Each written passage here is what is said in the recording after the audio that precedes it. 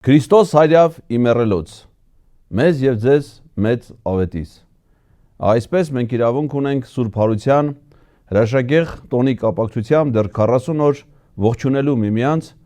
Տիրոջ հրաշափառ հարության բարի խորհրդով։ Առավել ևս այսօր, երբ հայաստանյաց առաքելական Սուրբ եկեղեցին նշում է Սուրբ Հարության խորհրդով կապված մեռելոցը։ Թերևս սրանով է պայմանավորված նաև այն հանգամանքով, որ մեկնարկող շաբաթվա ընթացքում ապրիլի 24-ին մենք հիշատակելու ենք Հայոց ցեղասպանության 110-րդ տարելիցը։ Եվ այս կապակցությամբ ես որոշեցի այսօրվա մեր թեմատիկ զրույցը նվիրել Հայոց ցեղասպանությանը եւ դրա հանդեպ այս իշխանությունների ցուցաբերած վերաբերմունքին եւ քաղաքականությանը, վերլուծել դրա քաղաքական, իրավական, պատմական, դիվանագիտական ասպեկտները։ Ես այս թեմատիկ զրույցը որոշեցի վերնագրել որպես թուրք ցեղասպանների հայ սպասավորները, որովհետև մենք ապրում ենք մի ժամանակաշրջան, երբ Հայաստանում իշխանության ղեկին են հայտնվել մարդիկ, ովքեր որ խաբելով մեր ժողովրդի մնացած բոլոր հարցերում, այդ թվում մեր հիշողության, պատմական դատի եւ արդարության վերականգնման հայ ժողովրդի միասնական պայքարի հարցում շատ ճոռոմ խոսքերով սկսելով մինչև պաշտոնավարման 7-րդ տարում այն ուրանալով եւ ժխտելով իրենց տեսակետները, ինչպես մնացած բոլոր հարցերում համապատասխանեցնելով ադրբեջանական եւ թուրքական իշխանությունների տեսակետներին։ Հայոց ցեղասպանության 100-րդ տարելիցի, 110-րդ տարելիցի կարգախոս որպես ընտրվել է մի ուրացիր։ Սա այն դեպքում, երբ որ մենք 10 տարի առաջ ասում ենք հիշում ենք եւ պահանջում։ Այսինքն ընդամենը 10 տարի, որից 7 տարին այս իշխանության օրոք, մենք հասանք այն հանգրվանին, որ հիմա Հայաստանում հայերով մեկը մյուսին դիմելուց խնդրում է աղերսում, որպեսզի չուրանանք հայոց ցեղասպանությունը։ Մեր ժողովրդի միլիոնավոր զավակների նահատակությունը, սուրբ նահատակների նահատակությունը միայն իրենց քրիստոնյա լինելու եւ միայն իրենց հայ լինելու համար։ Եվ հիմա մենք աղերսում ենք իրար չուրանալ այդ ոճիրը եւ մեր հանդեպ իրականացված այս ցեղասպանությունը։ Պատճառը այս իշխանությունների քաղաքականությունն է։ Ես մասնագիտությամբ պատմաբան չեմ եւ կարիք էլ չեմ համարում մեր ստացած բազմաթիվ տեղեկությունների պարագայում խոսել ցեղասպանության պատմական ասպեկտների, դրա հանգամանքների մասին, բայց պարզ է մի բան, որ հայ ժողովրդի մեծամասնությունը, որը ենթարկվել է ցեղասպանության, այդ ժամանակաշրջանում ապրել է հատկապես Արևմտյան Հայաստանում, այսինքն մեր հայրենիքի այն հատվածը, որտեղ հիմա մենք ենք ապրում, Արևելյան Հայաստանը, դա եղել է առավել նոսր բնակեցված տարածք։ Մեր հիմնականում մեր հայրենակիցները ապրել են Արևմտյան Հայաստանում, խոշոր քաղաքներում, ինչպես նաև բազմաթիվ գյուղերում, ավաններում, այլ բնակավայրերում, որտեղ էլ իրականացվել են ցեղասպանության, ենթարկվել են ցեղասպանության։ Դա տեղի է ունեցել առաջին համաշխարհային պատերազմի ժամանակաշրջանում, երբ Թուրքիան նույնպես ներգրաված էր այդ պատերազմի մեջ եւ օգտագործել է այդ առիթը, միջազգային անցուդարձը, միջազգային հանրության ուշադրության բացակայությունը հայերին զանգվածաբար ոչնչացնելու։ Նրանց իրական նպատակն է եղել ամբողջությամբ բնաջնջել հայ ժողովրդին եւ տարհանել նրանց բոլորին Օսմանյան կայսրության տարածքից։ Մեր հայկական սփյուռքի մեծ մասը հիմնական գաղթօջախները, ամենամեծ գաղթօջախները, դրանք ձևավորվել են հայոց ցեղասպանությունից հետո, այսինքն ցեղասպանությունից վերապրած մեր հայրենակիցները փախնելով իրենց հիմնական բնակության վայրերից ժամանակավոր կամ մշտական ապաստան գտնելով իրենց բնակությունն են հաստատել աշխարհի տարբեր երկրներում եւ մենք բարեկամաբար ենք խոսում այն պետությունների եւ ժողովուրդների մասին, ովքեր ոչ միայն 15 թվականին, 16 թվականին այդ իրադարձությունների ժամանակ են սրտաբաց ընդունել ամեն ինչ կորցրած մեր հայրենակիցներին, ցեղասպանված մեր ժողովրդին, այլև պայմաններ եւ հնարավորություններ են տվել նրանց հետագա գործունեության իրենց կյանքի, իրենց սերունդների կյանքի կազմակերպման իմաստով։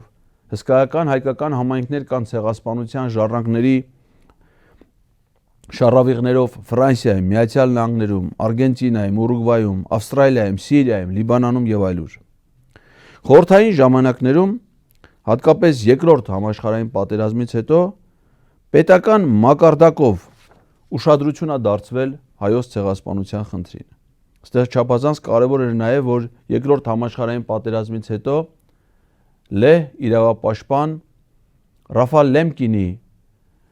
գիտական գործունեության արդյունքում Միավորված ազգերի կազմակերպությունը նաև սահմանել է ցեղասպանության եզրույթը, տվել դրա բնորոշումը եւ ընդ որում Ռաֆալ Լեմկինը իր հետազոտությունները իրականացրել եւ այդ մասին հղումներ արել, վկայակոչումներ արել առաջին հերթին հայոց ցեղասպանության հանգամանքները եւ փաստերը ուսումնասիրելով։ Սովետական իշխանության տարիներին խորհրդային իշխանությունները նաև ջանքեր են գործադրել ցեղասպանությունից նաև վերապրած մեր բազմաթիվ հայրենակիցների Հայաստան վերադարձի ներգաղթ կազմակերպման ուղղությամբ եւ հնարավորություն են տվել նաև մեր ժողովրդին քաղաքական կերպով բարձրացնել այդ հարցը, որի արդյունքում Հայաստանում, Երևանում խորհրդային ժամանակներում կազմակերպվել են նաև բողոքի ակցիաներ, մարդիկ բարձրաձայնել են 15 թվականին իրականացված ցեղասպանության մասին եւ խորհրդային իշխանությունները, հատկապես հայկական ԽՍՀ իշխանությունները հետևողականորեն նպաստել են այս խնդրի բարձրացմանը։ Արարատ լեռը պատկերված է եղել խորհրդային հայկական հանրապետության զինանշանի որպես դոմինանտ, հիմնական տարբերանշան, կառուցվել է հայոց ցեղասպանության հուշահամալիրը, մեր քաղաքացիները, մեր անգամ խորհրդային ժամանակներում այդ ժամանակներից է ստեղծվել ապրիլ 24-ին հայոց ցեղասպանության հուշահամալիր այցելելու եւ մեր հարգանքի տուրքը մատուցելու ավանդույթները։ 65 թվականից սկսվում է հայոց ցեղասպանության միջազգային ճանաչման գործընթացը։ Բազմաթիվ երկրներ եւ միջազգային կազմակերպություններ, տարբեր մակարդակի, իշխանության տարբեր թևերի ներկայացուցիչների եւ իշխանության մարմինների կողմից կայացրել են որոշումներ հայոց ցեղասպանությունը ճանաչելու եւ դատապարտելու համար։ Առաջատարը եղել է Ուրուգվայի Հանրապետությունը 1965 թվականին, այնուհետև 1982 թվական Կիպրոս, 1995 թվական Ռուսաստանի Դաշնություն, Պետական Դուման, իդեպ Ռուսաստանի Դաշնությունը մի քանի բանաձևեր ունի հայոց ցեղասպանությունը ճանաչելու եւ դատապարտելու։ 96 թվական Կանադա, 97 թվական Լիբանան, 98 թվական Բելգիա, Ֆրանսիա, Հունաստան, Իտալիա, Վատիկան, Շվեյցարիա, Արգենտինա, Սլովակիա, Նիդերլանդներ, Վենեսուելա, Լեհաստան, Լիտվա,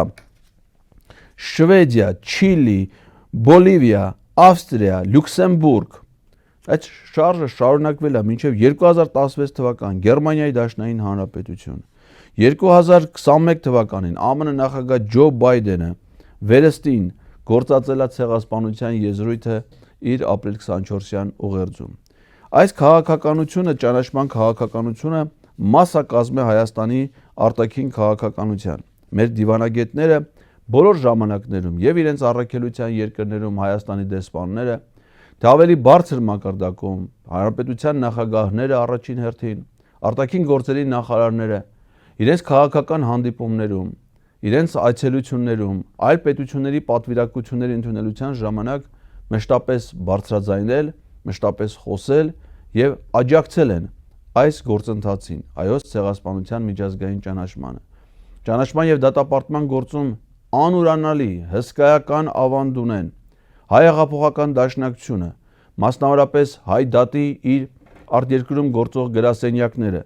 նրանց աջակցությամբ եւ ոչ միայն նրանց աջակցությամբ Սփյուռքում գործող տարբեր հայկական լոբիստական կազմակերպությունները, որոնք հետևողական աշխատանք են տանում տարբեր երկրների խորհրդարանների կառավարությունների հետ պրոհայկական տեսակետներ ձևավորելու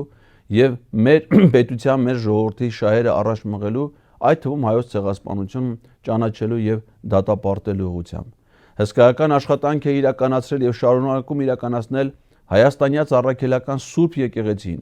ոչ միայն որպես ազգային, եկեղեցական, հոգևոր, մեր ժողովրդի ընդհանուր միասնությունն ապահովող կառույց,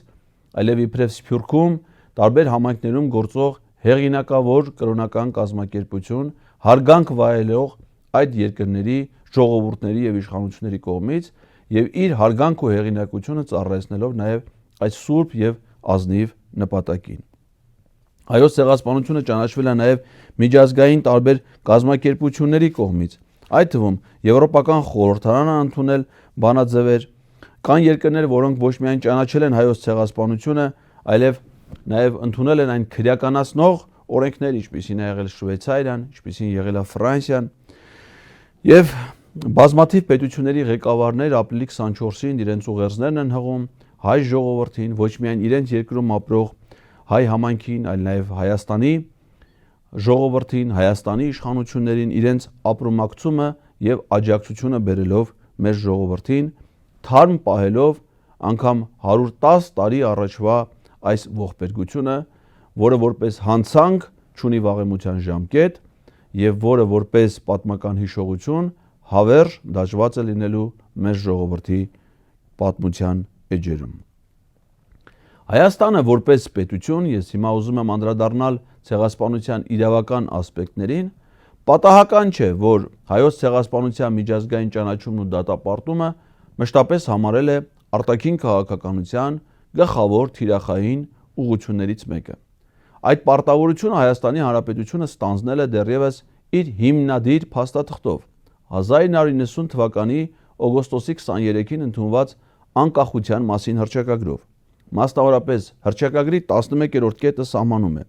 Հայաստանի Հանրապետությունը սատար է կանգնում 1915 թվականին Օսմանյան Թուրքիայում եւ Արևմտյան Հայաստանում հայոց ցեղասպանության միջազգային ճանաչման գործին։ Այսինքն մեր անկախության հռչակագրով 15 թվականի տեղի ունեցած իրադարձությունները ոչ միայն գնահատվում են եւ որակվում որպես ցեղասպանություն, այլև այստեղ կարևոր է նաեւ աշխարհագրական ընդգծումը, ոչ միայն ժամանակաշրջանը հստակ 1915 թվականի, այլ նաեւ աշխարհագրությունը, մասնավորապես առանձնացվում է Օսմանյան Թուրքիան եւ Արևմտյան Հայաստանը։ Այս ձևակերպումներն ունեն չափազանց կարևոր իրավական նշանակություն։ Նույն հռչակագրի 12-րդ կետը սահմանում է, որ սույն հռչակագիրը հիմք է ծառայում Հայաստանի Հանրապետության սահմանադրության մշակման, իսկ գործող սահմանադրության մեջ փոփոխությունների եւ լրացումների կատարման, պետական մարմինների գործունեության, հանրապետության նոր օրենսդրության մշակման համար։ Այսինքն հռչակագիրը պահանջում է, որ ցանկացած պաշտոնյա երբևէ Հայաստանի պատմության մեջ հռչակագրի ընդունման պահից մինչև ցանկացած պահի, այդ թվում հիմա եւ ապագայում, եթե որևէ մեկը Հայաստանում զբաղեցնում է որևէ պետական պաշտոն, ապա նա պարտավոր է պաշտպանել, ապահովել հռչակագրի դրույթների իրագործումը, այդ թվում հետևողական ջանքեր գործադրել հայոց ցեղասպանության միջազգային ճանաչման եւ դատապարտման ուղղությամբ։ Հետևաբար այս տեսանկյունից Հայաստանի ներկայ իշխանությունների գործունեությունը ըստ էության ապօրինություն է։ Ապօրինություն, որը նաեւ սահմանված է Հայաստանի Հանրապետության քրեական օրենսգրքով։ Մասնավորապես քրեական օրենսգրքի 136-րդ հոդվածը վերնագրված է. Ցեղասպանությունը կամ մարդկության դեմ ուղղված հանցագործությունները հրապարակայնորեն հերքելը, արդարացնելը, դրանք քարոզելը կամ դրանց վտանգավորությունը նսեմացնելը սահմանվում է իբրև քրեական հանցագործություն եւ այդ հանցագործության համար նախատեսված են բարձր պատժի չափեր, մասնավորապես 4 տարվա ժամկետով ազատազրկում կամ ավելի խստացված հանգամանքներում պատժվում է ազատազրկմամբ 2-ից 5 տարի ժամկետով։ Հայոց ցեղասպանությանը անդրադարձ կա մեր օրենսդրության մեջ նաև այլ իրավական կարևորագույն հայեցակարգային փաստաթղթերում։ Մասնավորապես 2020 թվականի հուլիսին ադրբեջանա-թուրքական հեղափոխությունից հետո նաև Հայաստանում ընդունվել է Հայաստանի Հանրապետության ազգային անվտանգության ռազմավարությունը։ Այդ ռազմավարությունը հիմք է հանդիսանում ինչպես կառավարության գործունեության ծրագրի մշակման, այնպես էլ այլ ոլորտներում պետական քաղաքականության, այդ թվում անվտանգային եւ արտաքին քաղաքականության մշակման եւ իրականացման համար։ Այդ հայեցակարգի ազգային անվտանգության ռազմավարության փաստաթղթի մեջ նշված են ազգային նպատակները։ Այդ ազգային նպատակներից է համարվում հայոց ցեղասպանության միջազգային ճանաչումը, դրա հետևանքների հաղթահարումը եւ վերացումը։ Ազգային անվտանգության ռազմավարություն էջ 5։ Միաժամանակ 21-րդ էջում մի ամբողջ պարագրաֆ վերաբերվում է ցեղասպանության կանխարգելմանը։ Այնտեղ նշված է. Հայաստանի հանդեպ Թուրքիան վարում է ոչ բարեդրացիական քաղաքականություն, շարունակելով Հայաստանի շրջափակումը, հրաժարվելով հաստատել դիվանագիտական հարաբերություններ առանց նախապայմանների, ժխտելով իսկ առանձին դեպքերում նաև արդարացնելով հայոց ցեղասպանությունը։ Սա ուղիղ մեջբերում էր Հայաստանի Հանրապետության ազգային անվտանգության ռազմավարությունից, որը վերջին անգամ հաստատել է Անվտանգության խորհրդի նախագահ վարչապետ Նիկոլ Փաշինյանը 2020 թվականին, այսինքն իր պաշտոնը ստանձնելուց 2 տարի անց։ Նույն հայեցակարգի 15 կետում ցեղասպանության կանխարգելումը միջազգային ասպարեզում մեզ համար ոչ միայն իրավական, այլև բարոյական պարտավորություն է, որպես 20-րդ դարի առաջին ցեղասպանությունը վերապրած զոհերի ժառանգորդ հայ ժողովուրդը եւ նրա կողմից ստեղծված պետությունը հանձնառու են ազգային, կրոնական, էթնիկ, ռասայական խմբերի եւ նրանց անդամների կյանքի իրավունքների պաշտպանությանը։ 5-17 կետ հայոց ցեղասպանության միջազգային ճանաչումը եւ դատապարտումը մեծ ավանդ են ներդնում նոր ցեղասպանությունների կանխարգելման գործում։ 5-18 Թուրքիայի կողմից Հայաստանի եւ հայ ժողովրդի համապարփակ անվտանգությունը հարգելը հայոց ցեղասպանության զոհերի եւ նրանց ժառանգների իրավունքների պաշտպանության մաս են կազմում։ 5-19 Թուրքիայի կողմից հայոց ցեղասպանության, դրա զոհերի եւ նրանց ժառանգների իրավունքների ճանաչումը կձևավորի նպաստավոր պայմաններ հայոց ցեղասպանության հետևանքների հաղթահարման համար։ Ինչպես տեսնում եք, մեր պետությունը սահմանել է, որ ինքը պետք է ջանքեր գործադրի, որպեսզի Թուրքիան ճանաչի եւ դատապարտի հայոց ցեղասպանությունը։ Բայց այս նույն ռազմավարությունը ընդունած պաշտոնյաները պատերազմից հետո հայտնվելով ադրբեջանա-թուրքական ամբողջական տիրապետության եւ վերահսկողության տակ, անում են ճիշտ հակառակը։ Իրենք են իրենց մոտեցումները, դիրքորոշումները համապատասխանեցնում Թուրքիայի մոտեցումներին, դիրքորոշումներին, ժխտելով փաստացի հայոց ցեղասպանությունը։ Ես հիմա քիչ հետո կբերեմ ձեզ մի քանի ուղիղ մեջբերումներ այս իշխանությունների ներկայացուցիչների խոսքից եւ հայտարարություններից։ Հիմա կան կառավարության գործունեության ծրագիր։ Կառավարության գործունեության ծրագրում էջ 11 կրկին անդրադարձ կա հայոց ցեղասպանությանը։ Մասնավորապես Հայաստանը շարունակելու է ակտիվորեն նպաստել ցեղասպանությունների, մարդկության դեմ հանցագործությունների կանխարգելման ուղղված միջազգային հանրության ջանքերին, էթնիկ, կրոնական եւ ռասայական հողի վրա խտրականության եւ անհանդուրժողականության դրսեւորումների դեմ պայքարին։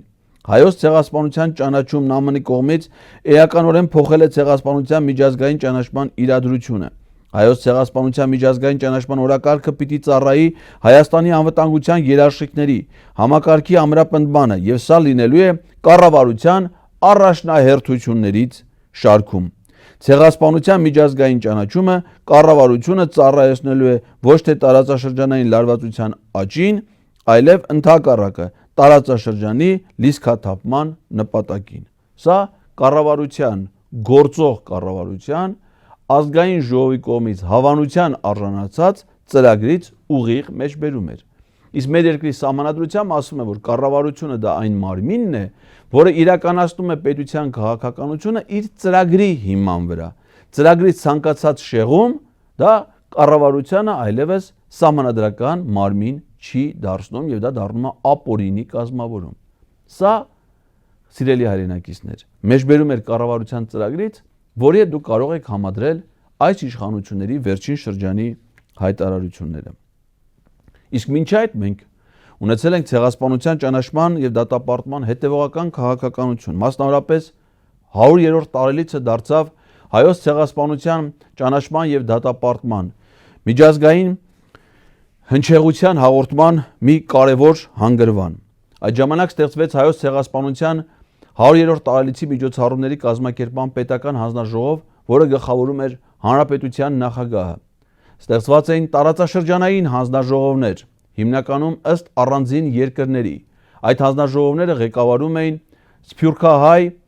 հայտնի գործիչներ, Սփյուռքում հեղինակություն վայելող կազմակերպություններ եւ նրանց ղեկավարներ, իսկ որոշ դեպքերում նաեւ տարբեր երկրներում Հայաստանի Հանրապետության դեսպաններ։ Դա համընկել է նաեւ իմ Լեհաստանում Հայաստանի դեսպանի պաշտոնում պաշտոնավարման ժամանակաշրջանի հետ եւ ես ի պաշտոնե գլխավորել եմ Հայոց ցեղասպանության 100-րդ տարելիցի Լեհաստանի տարածաշրջանային հանձնաժողովը։ Մեկ տարվա ընթացքում մենք կազմակերպել ենք ավելի քան 90 միջոցառումներ Լեհաստանի 18 քաղաքներում, այդ թվում եւ բավականին մեծ հանրային հեղինակություն եւ հնչեղություն վայելող իրադարձություններ։ Միջոցառումներ են կազմակերպվել հազարավոր միջոցառումներ ոչ միայն Հայաստանում, այլև աշխարհի տարբեր երկրներում։ Իրականացվել է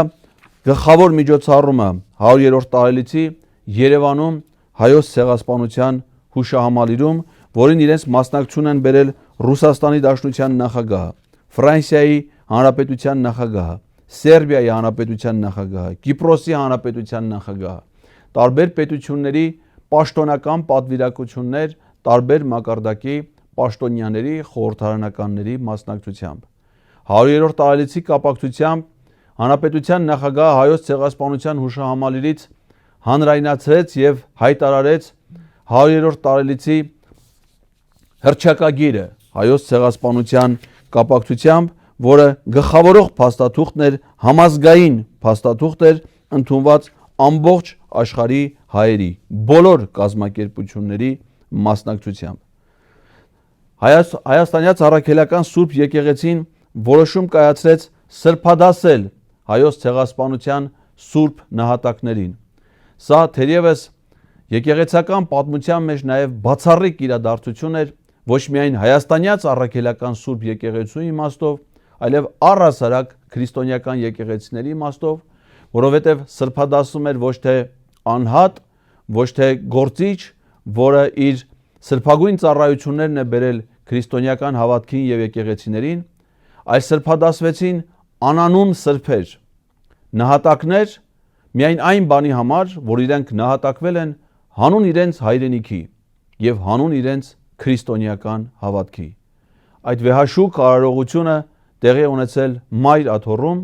որի ուղիղ եթերով հեռարձակում իրականացվել է աշխարհի բազմաթիվ երկրների հեռուստաընկերություններում, իսկ բազմաթիվ երկրների քրիստոնեական տարբեր եկեղեցիների զանգեր միաժամանակ ղողանջել են Մայր աթոռ Սուրբ Էջմիածնի զանգերի հետ միասին 2015 թվականի ապրիլի 23-ին Երևանի ժամանակով ժամը 19:15-ին։ Այս հոգեթով, այս խորհրդավոր, այս կարևոր միջոցառումներով հայ ժողովուրդը աշխարհի ուշադրությունն է հրավիրել ոչ միայն իր, այլև քրիստոնեայության, այլև մարդկության դեմ իրականացված այդ մեծ հանցանքի մասին բարձրաձայնելով։ Հայաստանի նախաձեռնությամբ 2015 թվականի դեկտեմբերի 9-ին ՄԱԿ-ը այդ օրը դեկտեմբերի 9-ը ճանաչել է որպես ցեղասպանության զոհերի հիշատակի եւ այդ հանցագործության կանխարգելման միջազգային օր։ Արտաքին գործերի նախարարության կողմից կազմակերպվել է ընդդեմ ցեղասպանությանը որպես միջազգային հանցագործության գլոբալ ֆորումը, որը դարձել է ամենամյա միջոցառում եւ պատճառ հանդիսացել ամեն տարի դեկտեմբերին Երևանում հավաքելու ցեղասպանագետների, միջազգայնագետների, դիվանագետների եւ պատմաբանների քննության առնելու ոչ միայն հայոց ցեղասպանության, այլև աշխարհի տարբեր երկրներում տեղի ունեցած ցեղասպանությունների, ինչպես նաեւ նոր ցեղասպանությունների կանխարգելման հարցեր։ 2018 թվականի ադրբեջանա-թուրքական հեղափոխությունից հետո Հայաստան իշխանության եկան շատ վտանգավոր եւ կասկածելի գործիչներ։ Այդ խարդախ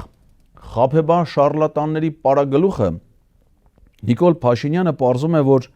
դեռևս 2009 թվականին մի շատ վտանգավոր թեզ է առաջադրել իր հիշատակումներից մեկում։ Բանտային օրագրում Նիկոլ Փաշինյանը գրում է. ցեղասպանության մեխանիկան։ Վերտառությամբ հոդվածը, որտեղ նշում է. որևէ ժողովրդի հնարավոր չէ ցեղասպանության ենթարկել,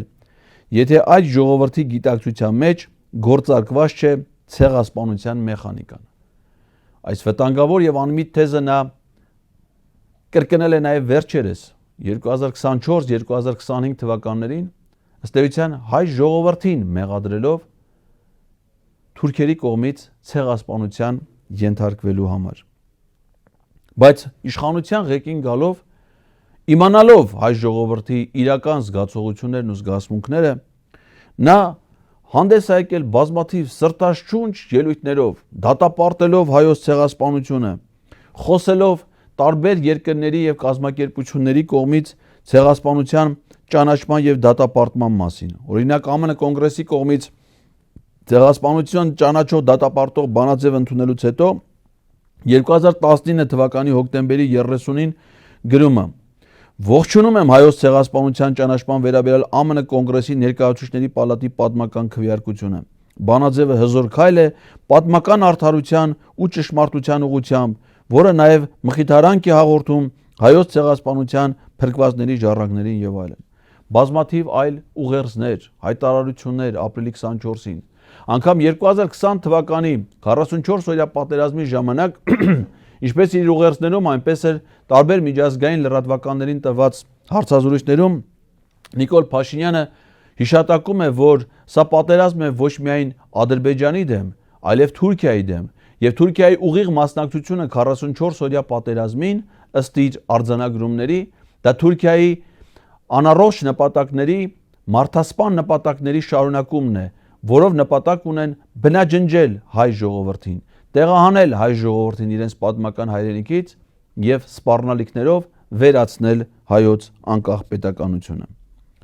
2020 թվականից հետո 44-օրյա պատերազմից հետո դեռ նա շարունակում է որոշակի ժամանակ մնալ ժողովրդին խաբելու իր կեցվածքի մեջ, որովհետեւ ադրբեջանա-թուրքական պահանջները դեռևս չէին որոշակիացել իր համար ցեղասպանություն ամբողջությամբ ժխտելու եւ ուրանալու համար։ 2022 թվականի դեկտեմբերի 12-ին նա ասում է. այսօր էլ ցեղասպանության սպառնալիքը ընդդեմ այդ ֆորումի ժամանակ, գլոբալ ֆորումի ժամանակ իր ելույթից է։ Այսօր էլ ցեղասպանության սպառնալիքը մեր տարածաշրջանում դիտարկվում է որպես հրատապ կանխարգելումների մի երևույթ։ Ես նրա բազմաթիվ ելույթներից ընտրել եմ նրանք, որոնք որոշակի իմաստով կարևոր են, նաև ժամանակային առումով։ Ես ձեզ համար մեջբերեցի 22 թվականի դեկտեմբերի 12-ի ելույթից հատված։ Դեկտեմբերի 12-ը 22 թվականի այն օրն է, երբ 22 թվականի հոկտեմբերի 6-ին հայտնի Պրահայի կապիտուլյացիոն հայտարարությունը ստորագրելուց հետո ադրբեջանցի բնապահպան կոչված հատուկ ծառայության աշխատակիցները փորձարկելով Արցախը շրջափակելու դեկտեմբերի 14-ի օպերացիան դեկտեմբերի 12-ից վերջնականապես փակեցին Արցախը Հայաստանի հետ կապող միակ ճանապարհը Շուշիի մատույցներում։ Եվ Նիկոլ Փաշինյանը այդ ժամանակ դեռ խոսում է հայոց ցեղասպանության նոր վտանգի մասին։ Վերջին շրջանում շարունակում է նա. ավելի ու ավելի շատ են մասնավորապես Լեռնային Ղարաբաղի հայության ներկայացուցիչների կողմից ահազանգվում է պոտենցիալ ցեղասպանությունը որպես սպառնալիք։ Եվ սա կարծում եմ, որ այդ ահազանգներին մենք բոլորս եւ միջազգային հանրությունը պետք է իսկապես լուրջ վերաբերվենք։ Իդեպ 2022 թվականի ողջ ընթացքում մարտ ամսից մինչև Արցախի շրջափակում նա մշտապես խոսել է այս վտանգների մասին։ 23 թվականից անընդհատ Արցախի ժողովրդին ցեղասպանության վտանգների մասին։ 23 թվականի մարտից կառավարության բոլոր նիստերի նախաբանում նա խոսել է հայ ժողովրդին սպասվող նոր ցեղասպանության մասին։ 2023 թվականի հուլիս Ֆրանս Պրես գործակալությանը տված հարցազրույցում նա կրկին անսպասելիորեն անդրադարձել է ցեղասպանության հարցին, արդեն սկսելով մեղադրել Ռուսաստանին, ասելով հետևյալը. 23 թվականից հուլիս, երբ որ Արցախը արդեն շրջափակման մեջ է Հակարի կամրջից, ապրիլի 23-ից, նա սկսում է ցեղասպանության մեջ մեղադրել Ռուսաստանին։ Մեջբերում. ի վերջո, ինչի հետևանք էր 15 թվականի հայոց ցեղասպանությունը, երբ կոնֆլիկտային իրավիճակի բերումով ներքին խնդիրներին ծանրության ներքո Ռուսաստանն ըստ էության կոնֆլիկտային իրավիճակում գտնվող տարածաշրջանը ստիպված եղավ լքել, եւ հայերը, որոնք հստակ աշխարհաքաղաքական ընտրություն էին կատարել, մնացին երես առ երես դեմ դիմաց Թուրքիայի հետ, նշում է Փաշինյանը։ Այսինքն ցեղասպանության համար նա մեղադրում է ոչ թե Թուրքիային, այլ Ռուսաստանին։ 2025 թվականի հունվարի 25 Շվեյցարիայի հայ համայնքի մի խումբ ներկայացուցիչների հետ հանդիպման ժամանակ Նիկոլ Փաշինյանը փաստացի ուրանում է հայոց ցեղասպանությունը, ասելով. «Մենք հայոց ցեղասպանության պատմությանն էլ պետք է վերադառնանք, պետք է հասկանանք, լավ, ինչ է տեղի ունեցել եւ ինչու է տեղի ունեցել եւ ինչպես ենք մենք դա ընկալել, ում միջոցով ենք ընկալել։ Ոնց է որ 1939 թվին հայոց ցեղասպանության օրակարգ չի եղել եւ ոնց է որ 1950-ին հայոց ցեղասպանության օրակարգ հայտնվել է։ Սա մենք պետք է հասկանանք, թե չպետք է հասկանանք»։ Այսինքն կասկածի տակ է դնում անմիտ բացատրություններով ցեղասպանության իրողությունը։ 2025 թվականի մարտի 13-ին Պարզորոշ հայտարարել է այն էլ թուրքական լրատվամիջոցներին տված հարցազրույցում, թե Հայաստանի իշխանությունների դիրքորոշումն այն է, որ հայոց ցեղասպանության միջազգային ճանաչումը մեր արտաքին քաղաքականության առաջնահերթությունների մեջ չի մտնում։ Մեջբերում. Սա պաշտոնական ձևակերպում է, բայց այս համատեքստում կան հարցեր, որոնց պարզաբանում է էականը եւ կարեւոր։ Այդ հարցերի շուրջ աշխատանքային ռեժիմով անընդհատ խոսում եմ եւ Հայաստանում եւ արտերկրում։ Մեծ եղերն Հայաստանում, ուշադրություն, ցեղասպանություն չի ասում այլևս, մեծ եղերն Հայաստանում հայերի շրջանում անառարկելի ճշմարտություն է։ Մեր իրականության մեջ հնարավոր չէ դա ժխտել կամ ուրանալ, նշել է Փաշինյանը։ Իդեպ ոչ միայն Փաշինյանն է սկսել ուրանալ հայոց ցեղասպանությունը եւ հայտարարել, որ այն դուրս է արտաքին քաղաքականության օրակարգից, երբ որ ոչ ազգային անվտանգության ռազմավարությունն է վերանայվել, ոչ կառավարության գործունեության ծրագիրը, մեր ոչ անկախության հռչակագիրը, ամեն ինչ մնում է իրավակարգավորումների նույն տիրույթում, բայց փոխվում է պաշտոնյաների դիրքորոշումը։ Սա, սիրելի հայրենակիցներ, քրեական օրենսգրքով նկարագրում է իբրև պետական դավաճանություն, այսինքն պաշտոնի բերումով անցնել թշնամու կողմը եւ սկսել ծառայություններ մատուցել թշնամուն։ Եվ այս թշնամական վարքագիծը դրսևորում է ոչ միայն Նիկոլ Փաշինյանը, այլև նրա քաղաքական թիմակիցները, մասնավորապես Ազգային ժողովի պատգամավոր, Ազգային ժողովի պաշտպանության, անվտանգության եւ ներքին գործերի հանձնաժողովի նախագահ Անդրանիկ Քոչարյանը կոչ է արել ճշտել եւ արձանագրել Օսմանյան կայսրությունում հայոց ցեղասպանության բոլոր զոհերի անունները։ Մեջբերում. ի վերջո պետք է ունենալ բոլոր զոհերի ցուցակը, հանկարծ ավել կամ պակաս է լինում 1.5 միլիոնից, ինչպես ընդունված է համարել։ Սա ասում է մի մարդ, որ դեռևս չի հրապարակել 2022 թվականին ադրբեջանական ագրեսիայի հետևանքով զոհված հայ զինծառայողների անունները, ովքեր դեռևս չեն հրապարակել Արցախյան 44-օրյա պատերազմում զոհված զինծառայողների բոլորի անունները, որոնց հրապարակված անունների եւ զոհված զինծառայողների թվականակի մեջ կան էական տարբերություններ, որոնք չեն հրապարակել 2023 թվականի սեպտեմբերի 19-ից Արցախի վրա իրականացված ռազմական ագրեսիայի զոհերի անունները։ Ավելին, իշխանական պատգամավոր Խաչատուր Սուքիասյանը այդ վերջերս նույնիսկ արհամարանքով էր խոսում զոհվածների հիշատակի հանդեպ, դիտավորյալ կերպով նսեմացնում նրանց վաստակը, խեղաթյուրում զոհերի թիվը եւ իր անմիտ ներողություններով փորձելով արդարանալ, չարդարանալով այն մեղադրանքների համար, որ ուղղել էր Արցախի ժողովրդին իրենց դիմակայությունը, պաշտպանությունը կազմակերպելու համար։ Այս ցինիզմի դրսևորումներից մեկը արտաքին քաղաքականության առումով վերաբերում է նաև արտաքին գործերի նախարար Արարատ Միրզոյանին, որի իդեպ թուրքական հատուկ ծառայությունների հետ ունեցած երբեմնի կապերի մասին տեղեկությունները այդպես էլ չեն հերկվել։ 2024 թվականի հոկտեմբերի 30-ին ազգային ժողովում նա հայտարարել է, որ հայոց ցեղասպանության ճանաչման հարցը արտաքին քաղաքականության առաջնահերթություն չէ։ 2025 թվականի հունվարի 30-ին Հայոց ցեղասպանության միջազգային ճանաչումը չպետք է լինի արտաքին քաղաքականության առաջնահերթություն։ Սա էլ ասել է իշխանական մեկ այլ падգամավոր առողջապահության եւ սոցիալական հարցերի հանձնաժողովի նախագահ Արսեն Թորոսյանը։ Իդեպ այս խոսույթը, այս հայտարարություններին պետք է շատ լուրջ վերաբերվել, որովհետև սրան զուգահեռ տարվում է նաև պետության քաղաքականությունը։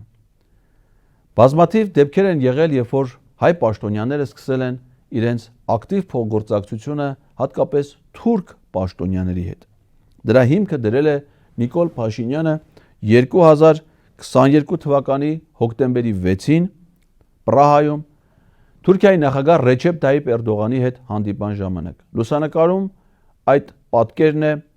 Պրահայից երկկողմ ձևաչափով Նիկոլ Փաշինյան եւ Ռեջեփ Թայիփ Էրդողան առաջին հանդիպումից։ Իդեպ ասեմ, որ այս հանդիպման օրը Նիկոլ Փաշինյանը նաև հանդիպել է Պրահայում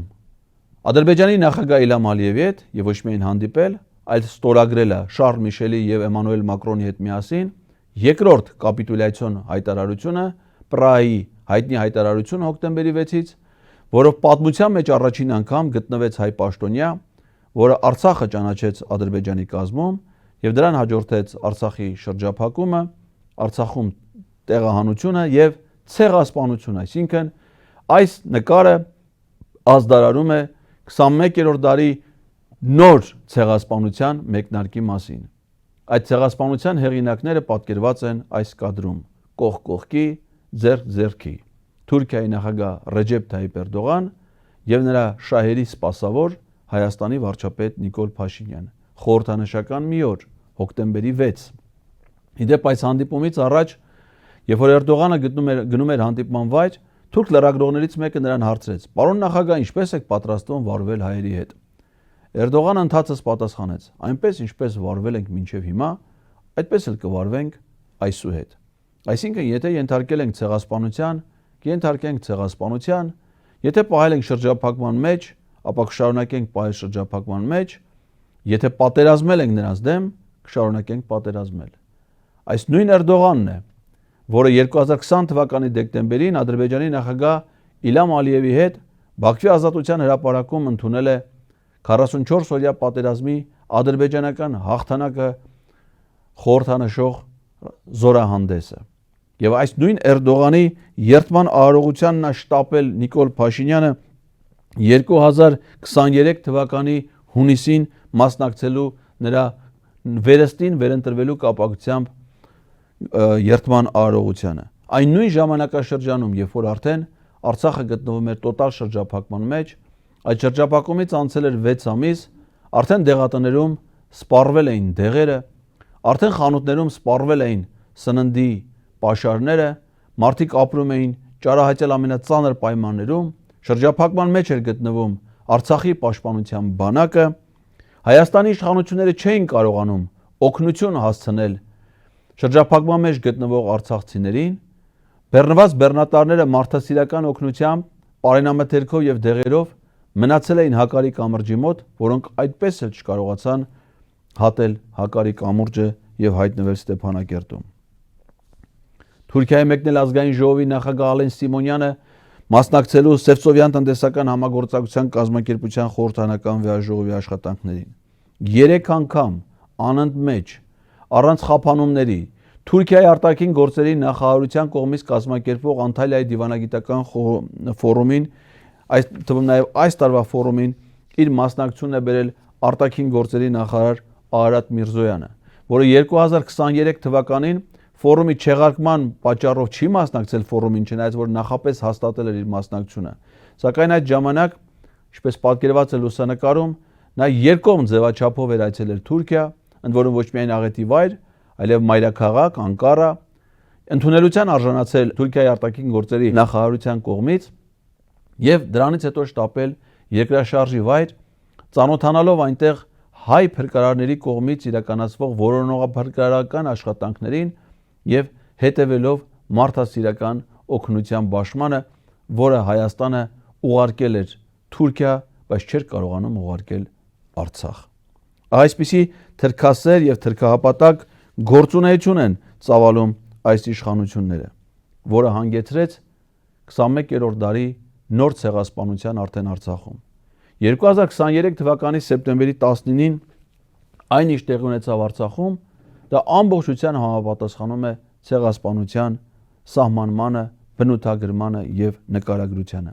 Դրա հիմքը դրեց Նիկոլ Փաշինյանը եւ Էրդողանը 2022 թվականի Պրահայում հոկտեմբերի 6-ին եւ դրա արդյունքները նրանք միասին վերստին ազդարեցին 2024 թվականի սեպտեմբերի 24-ին Նյու Յորքում թուրքական տանը Նիկոլ Փաշինյան եւ Ռեջեփ Թայիփ Էրդողան հերթական հանդիպման ժամանակ, երբ որ Նիկոլ Փաշինյանը ամուր գրկել էր Ռեջեփ Թայիփ Էրդողանի կենսագրական գիրքը։ Ճիշտ այդ օրը Հայաստանի Սահմանադրական դատարանը հայտարարեց, որ որոշում է կայացրել Հայաստանի եւ Ադրբեջանի սահմանային հանձնաժողովների կանոնակարգի վավերացման վերաբերյալ, որով հետագայում պարզվեց, որ Սահմանադրական դատարանը անդրադարձել է ոչ միայն այդ կանոնակարգին, այդ պայմանագրին, այլ նաև մեկնաբանություններ տվել Հայաստանի անկախության հռչակագրի կապակցությամբ, այդ թվում անդրադառնալով նաև հայոց ցեղասպանության խնդրին, իր մոտեցումները մոտեցնելով Թուրքիայի պաշտոնական տեսակետներին։ Սկսվեց արցախցիների ցեղասպանությունը Նիկոլ Փաշինյան Էրդողանի կողմից 22 թվականի հոկտեմբերի 6-ին եւ ավարտվեց 24 թվականի սեպտեմբերի 24-ին Նյու Յորքում։ Իրագործվեց Ադրբեջանի նախագահ Իլհամ Ալիևի կողմից։ Ահա այս եռյակն է, որ 21-րդ դարում վերստին պատժում է հայ ժողովրդին միայն հայ լինելու, միայն քրիստոնյա լինելու համար։ Եվ դա տեղի է ունեցել Եվրոպայի խորհրդի տարածքում, ինչպես Հայաստանը, այնպես էլ Ադրբեջանը հանդիսանում են Եվրոպայի խորհրդի անդամ երկրներ։ Եվ ահա աշխարհը լուռ է այս ցեղասպանության համար, որովհետև ոչ ոք չի բարձրաձայնում դրա մասին, որովհետև նա, որ պետք էր բարձրաձայներ, այս ցեղասպանության կազմակերպիչներից ու մասնակիցներից է։ Ցեղասպանությունը շատ ծանր հանցագործություն է, այն միջազգային հանցագործություն է։ Եվ այդ հանցագործությունը